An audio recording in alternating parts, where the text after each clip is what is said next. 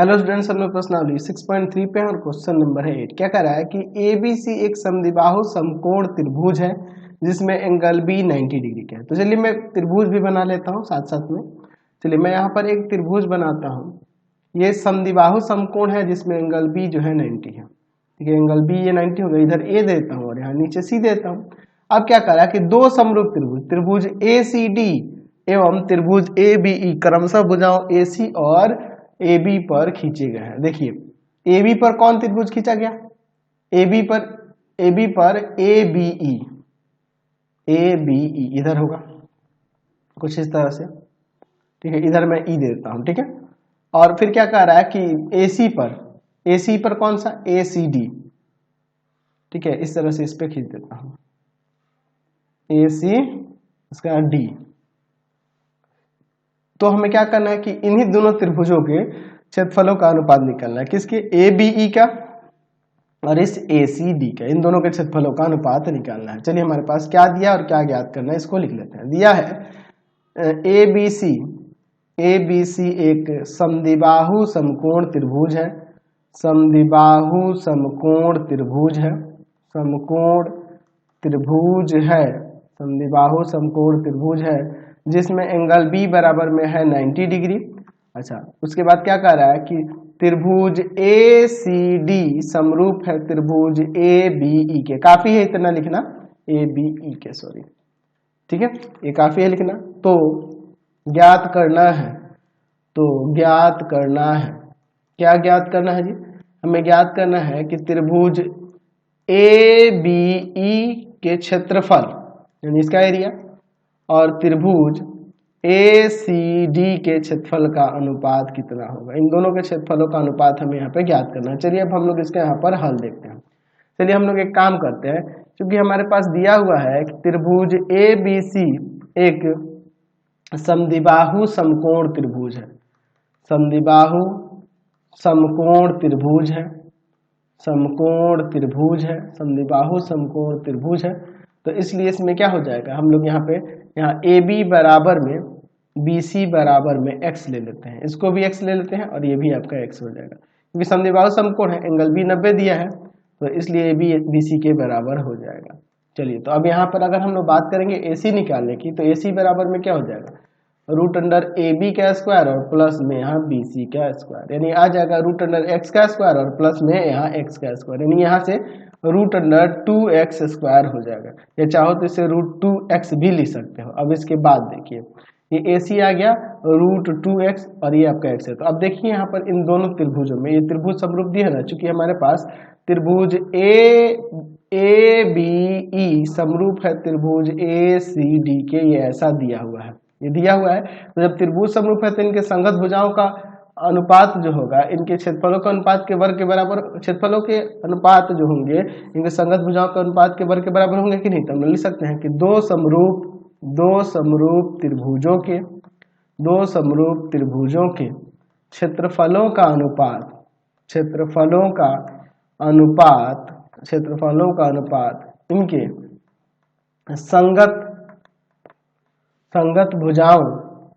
संगत भुजाओं के वर्गों के अनुपात के बराबर होता है। वर्गों के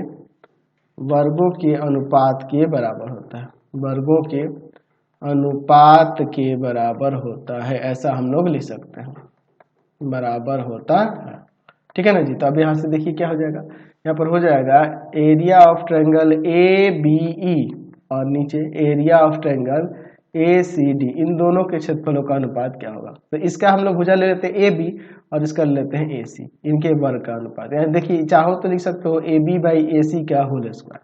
यहाँ देखिए AB हमने x सपोज किया था और AC आपका रूट 2x आया है, स्क्वायर है, ये कट जाएगा, 1 का स्क्वायर 1 आ जाएगा और यहाँ रूट 2 का स्क्वायर 2, यानी कि 1:2 यहाँ से हमें मान प्राप्त हो जाएगा इनके क्षेत्रफलों का अनुपात। समझ गए। चलिए क्वेश्चन नंबर 9 देखिए। त्रिभुज ABC में D एवं E दो बिंदु क्रमशः भुजाओं AB और AC पर इस प्रकार स्थित है कि DE समांतर है BC के। यदि AD और DB का अनुपात 3:4 है तो त्रिभुज ABC एवं समलम चतुर्भुज BCED के क्षेत्रफल का अनुपात ज्ञात करिए। चलिए हम लोग देखिए क्या करते हैं, हम लोग एक त्रिभुज बना लेते हैं यहाँ पर ABC। क्या कह रहा है कि भुजा AB पर D बिंदु है, ठीक है ना जी, और भुजा AC पर यहाँ पर E बिंदु है, और ये इस प्रकार है कि यहाँ D समांतर है BC के, और यहाँ दिया है कि AD और इस DB का अनुपात जो है 3:4 है। तो त्रिभुज ABC ये वाला, और यहाँ पर ये जो चतुर्भुज देख रहे हैं BCED, इसके क्षेत्रफलों का अनुपात निकालना है। चलिए देखते हैं दिया क्या है और ज्ञात क्या करना है। दिया है त्रिभुज ABC में D तथा E क्रमशः भुजाओं AB तथा AC पर इस प्रकार है। यहाँ पर D जो है समांतर है BC के, तथा AD और DB का अनुपात यहाँ पर 3:4 है। तो ज्ञात करना है, क्या ज्ञात करना है जी? यहाँ त्रिभुज ABC के क्षेत्रफल, और यहाँ पे दिया हुआ है समलंब चतुर्भुज किसका, उसका नाम लिख देते हैं BCED के क्षेत्रफल का अनुपात क्या होगा, ये हमें यहाँ पे ज्ञात करना है। चलिए अब हम लोग इसका यहाँ पर हल देखते हैं, ठीक है।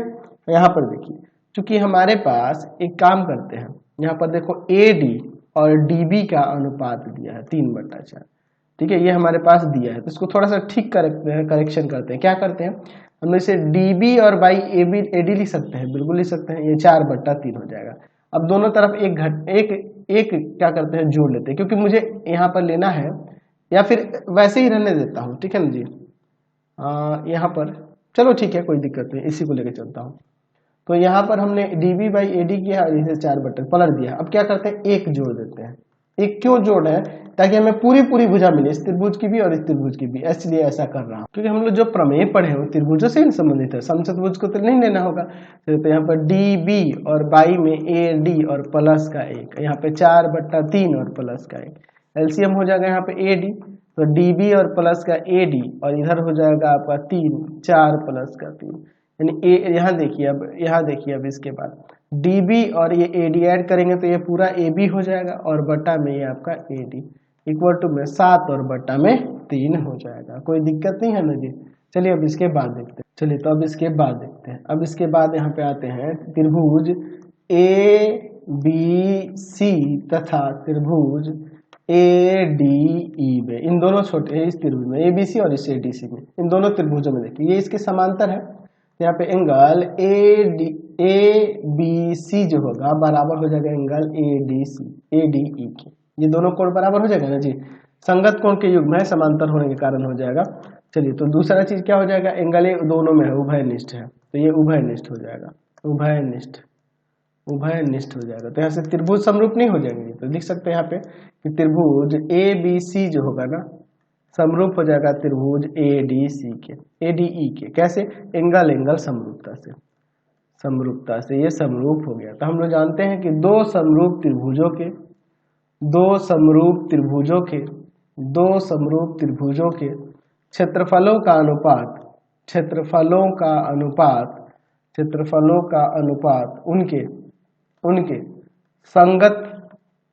उनके संगत भुजाओं के वर्गों के अनुपात के बराबर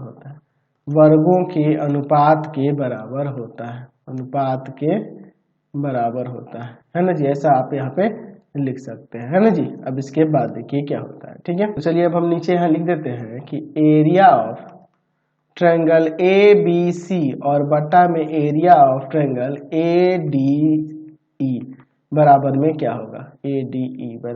होगा, तो देखिए आपके पास क्या, इसकी भुजा ले लेते हैं AB, तो इसकी भुजा ले लेंगे AD, इन दोनों का मान।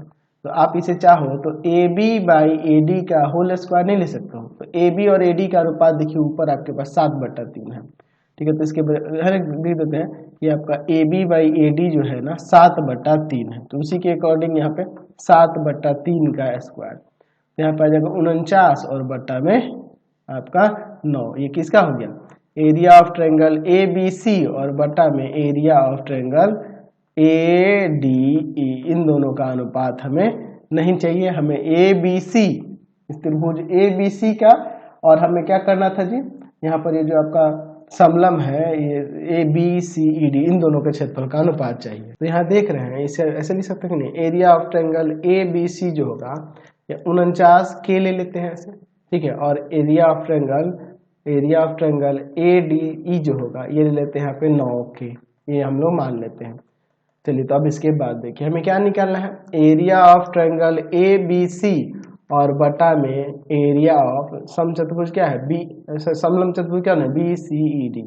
तो ये देखिए इसका क्षेत्रफल ए बी सी का क्षेत्रफल है 49 के, और इसका क्षेत्रफल क्या हो जाएगा, पूरे के क्षेत्रफल में से ये वाला घटा देंगे, यानी कि 49 के और माइनस का 9 के, यानी आ जाएगा 49 के और बटा में 40 के से के कैंसिल, यहाँ से 49:40 यहाँ से ये आंसर आ जाएगा। चलते हैं नेक्स्ट क्वेश्चन पे। क्वेश्चन नंबर 10 देखिए क्या कह रहा है कि यहाँ पे कह रहा है कि एबीसी एक समकोण त्रिभुज है जिसमें एंगल ए 90 डिग्री है तथा ए से कर्ण बीसी पर एडी लंब है। तो सिद्ध करना है कि ए बी और ए सी के स्क्वायर का अनुपात यहाँ बी डी और सी डी के अनुपात के बराबर होगा। चलिए तो देखते हैं यहाँ पर हम लोग क्या करते हैं, क्या कह रहा है कि ए बी सी एक समकोण है जिसमें एंगल ए जो है 90 डिग्री है। तो चलिए मैं यहाँ पर एक समकोण त्रिभुज बना लेता हूँ, ठीक है। इसका नाम देते हैं यहाँ पर ए बी सी, तो ए 90 है, अच्छा इसका बी देते हैं और इसका सी देते हैं। फिर क्या कह रहा है कि ए से कर्ण बी सी पर एक एडी लंब खींचिए, यहाँ पर चलिए लंब खींच लेते हैं। तो हमें क्या दिखाना है कि ए बी स्क्वायर और अब ए सी स्क्वायर का अनुपात देख लीजिए, ए बी स्क्वायर और ए सी स्क्वायर का अनुपात इस बी डी और सी डी के अनुपात के बराबर होगा। तो एक काम करो ना भाई, हम लोग पढ़े हुए हैं कि जो त्रिभुज समकोण होता है उसके समकोण वाले सिर से कर्ण पर लंब ज्यादा जाता है, तो उसे परस्पर दो त्रिभुज जो बनेंगे वो परस्पर समरूप हो जाएंगे कि नहीं, है कि नहीं। चलिए तो उसी का हम लोग यहाँ पे प्रयोग करके यहाँ पे इसे साबित करेंगे। चलिए पहले क्या दिया है और क्या सिद्ध करना है लिख लेते हैं। दिया है यहाँ पर कि ए बी सी एक समकोण त्रिभुज है, एक समकोण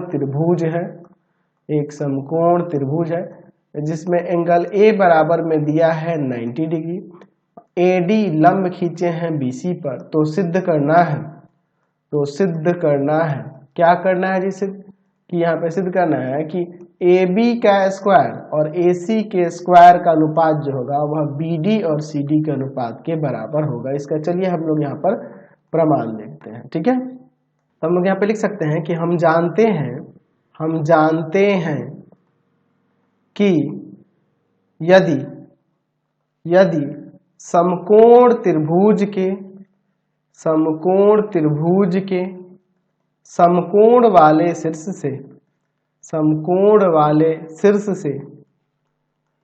से कर्ण पर लंब डाला जाए तो आप देख लीजिए यहाँ पर एंगल ए 90 है, यहाँ त्रिभुज ए बी सी में देखिए, त्रिभुज ए बी सी में क्या देख रहे हैं कि एंगल ए 90 दिख रहा है और समकोण वाले शीर्ष से एडी लंब बी सी नहीं डाला गया है। तो लंब डाला जाए तो क्या होता है, तो लंब रेखा के दोनों ओर बने त्रिभुज परस्पर समरूप होते हैं। इसी से काम हो जाएगा, परस्पर समरूप होते हैं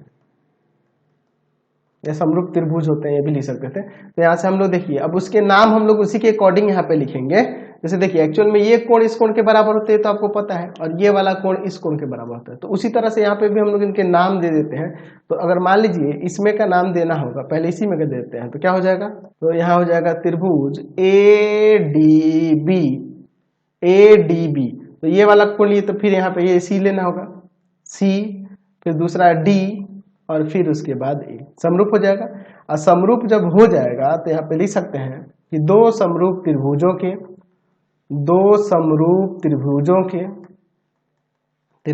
के क्षेत्रफलों का अनुपात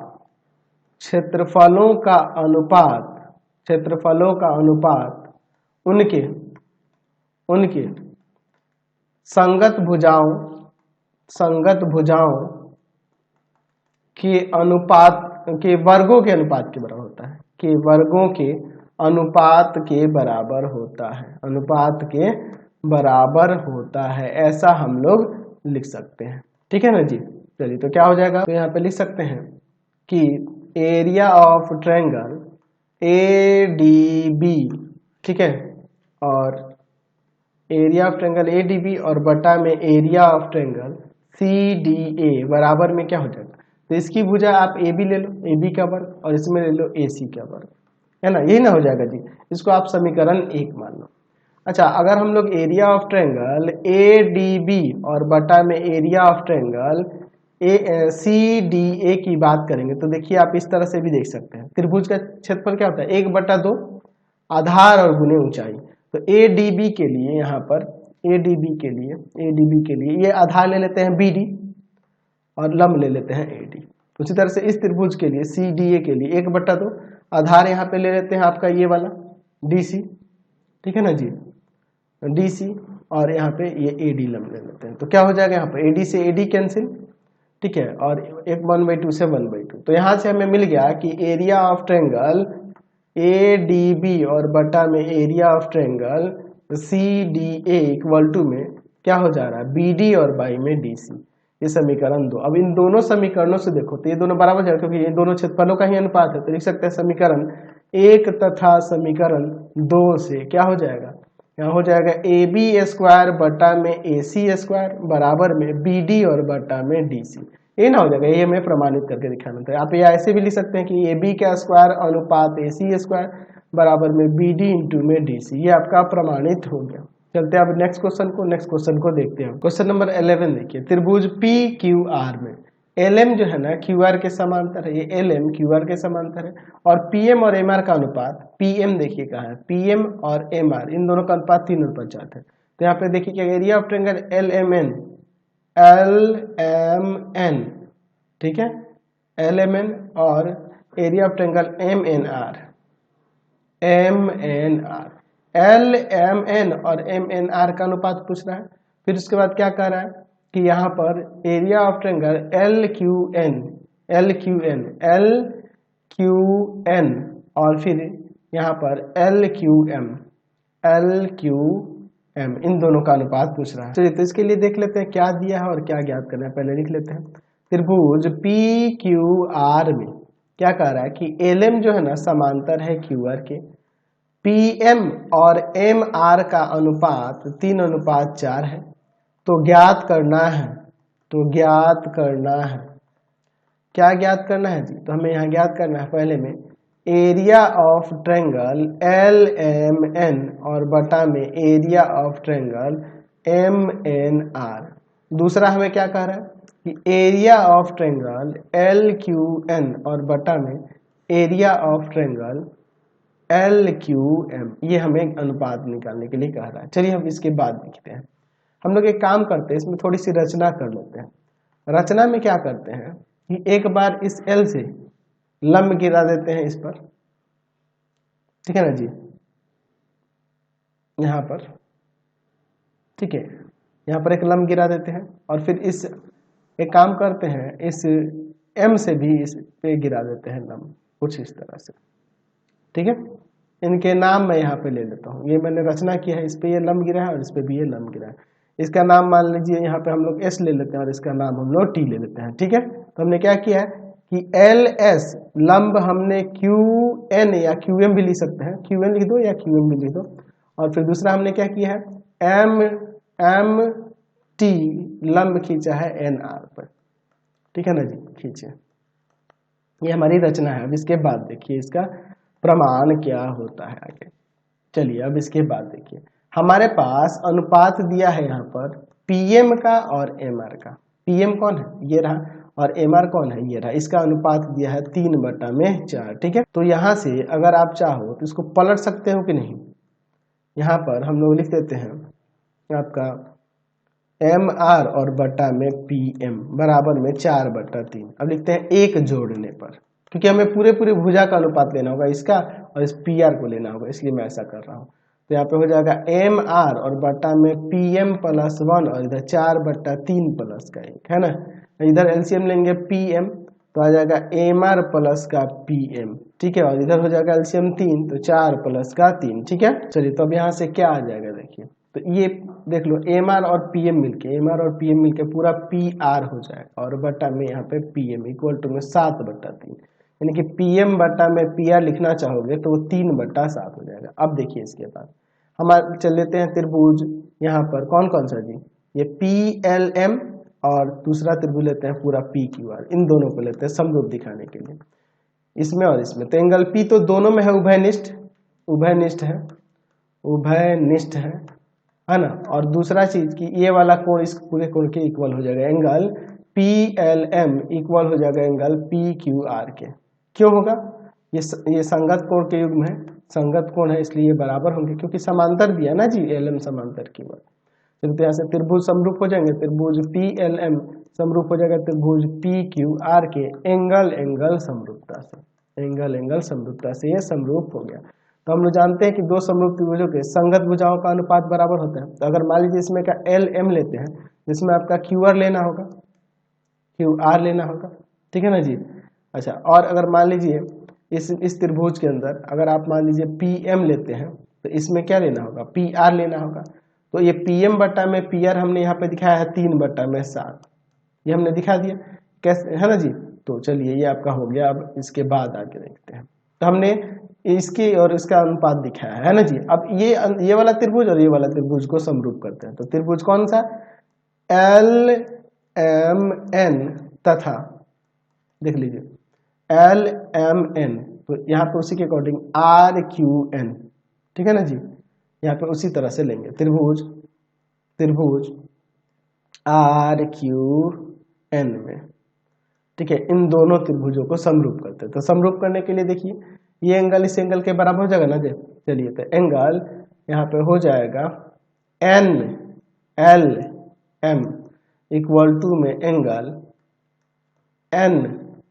NRQ, कैसे, एकांतर अंतः कोण है, एकांतर अंतः कोण है, तो ये बराबर हो जाएंगे, है ना जी। दूसरा ये शीर्षाभिमुख कोण दिखा देते हैं, यहाँ पे लिख देते हैं कि एंगल LNM इक्वल टू में एंगल RNQ, शीर्षाभिमुख कोण है, तो ये भी बराबर हो जाएंगे, शीर्षाभिमुख कोण है तो ये बराबर हो जाएंगे, ठीक है। तो यहाँ से हम लिख सकते हैं कि त्रिभुज LMN यहाँ से समरूप हो जाएगा त्रिभुज RQN के, यहाँ एंगल एंगल समरूपता से, एंगल एंगल समरूपता से ये समरूप हो गया। तो जब ये समरूप हो गया तो आप यहाँ पे लिख सकते हैं कि भाई दो समरूप त्रिभुजों के संगत भुजाओं का अनुपात बराबर होता है, संगत भुजाओं का अनुपात बराबर होता है, संगत भुजाओं का अनुपात बराबर होता है, अनुपात बराबर होता है। तो यहाँ से देखिए इनकी भुजाएं कौन कौन सी हो जाएंगी। तो इस त्रिभुज के अंदर मान लीजिए आप लेते हैं LN, ठीक है, LN लेते हैं, तो इसमें LN तो इसमें RN हो जाएगा, ये वाला, है ना जी। अब इस त्रिभुज में अगर मान लीजिए हम लोग लेते हैं LM, या फिर अब दूसरी वाली ले लो MN ले लेते हैं, MN, तो इसमें क्या लेना होगा, MN लिए इसमें, तो इसमें QN लेना होगा।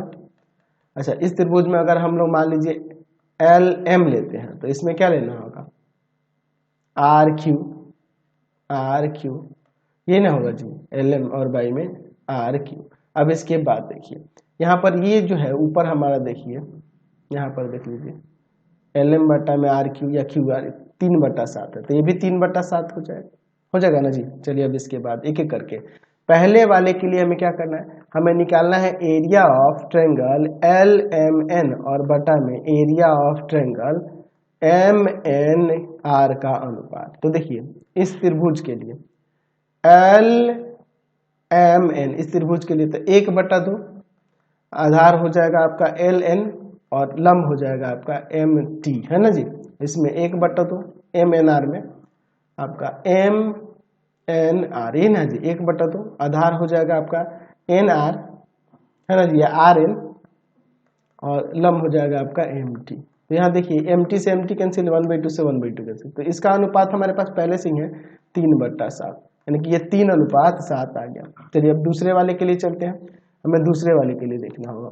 तो यहाँ पर हमें निकालना है एरिया ऑफ ट्रायंगल LQN और बटा में एरिया ऑफ ट्रायंगल क्या था जी, LQM। चलिए देखिए यहाँ पर देखिए LQN एन, तो यहाँ पे हो जाएगा इसका 1/2, आधार आपका हो जाएगा QN, है ना, और लंब हो जाएगा आपका कितना, लंब हो जाएगा आपका ये LS। फिर उसी तरह से 1/2 आधार QR के लिए क्या हो जाएगा, क्या है जी, LQM